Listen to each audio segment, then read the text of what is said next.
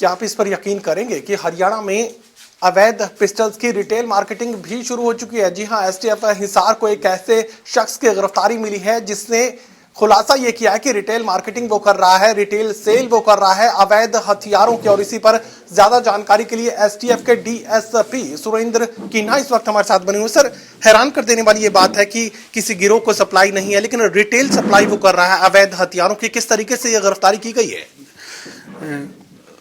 कल शाम को हमें जो इन्फॉर्मेशन मिली थी कि एक लड़का जिसका नाम विनोद उर्फ लालू है, वो हथियारों की सप्लाई करता है और वो हिसार में इंदौर से असला ले गए और हिसार में सप्लाई करने वाला है। इस इन्फॉर्मेशन के ऊपर हमने जब काम किया तो उस लड़के को काबू किया और उसके कब्जे से हमने 6 हथियार, 6 पिस्टल और 9 जो है जिंदा कारतूस उससे बरामद किए। अवैध हथियारों का ये जखीरा किस तरीके से रिटेल मार्केटिंग के जरिए लोगों के हाथों तक पहुंच रहा है, अपराधियों तक पहुंच रहा है? कहां से इसकी शुरुआत होती है और किस तरीके से हरियाणा और पड़ोसी राज्यों में इसकी सप्लाई, इसकी डिलीवरी दी जा रही है?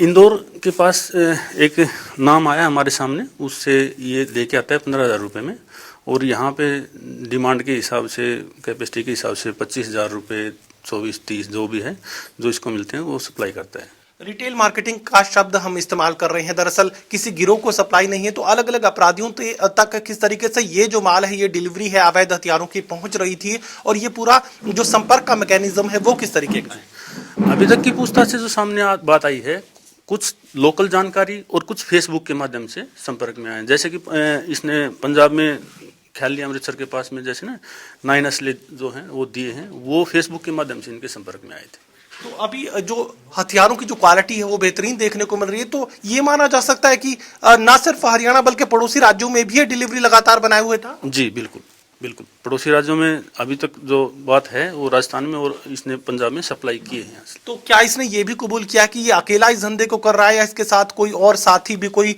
रैकेट, कोई और ऑर्गेनाइज्ड सिस्टम इसके साथ काम कर रहा है?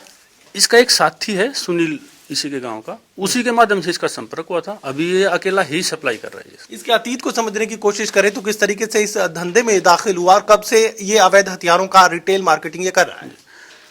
इस साल के स्टार्टिंग में, 2022 के स्टार्टिंग में इसका गांव में झगड़ा हुआ था।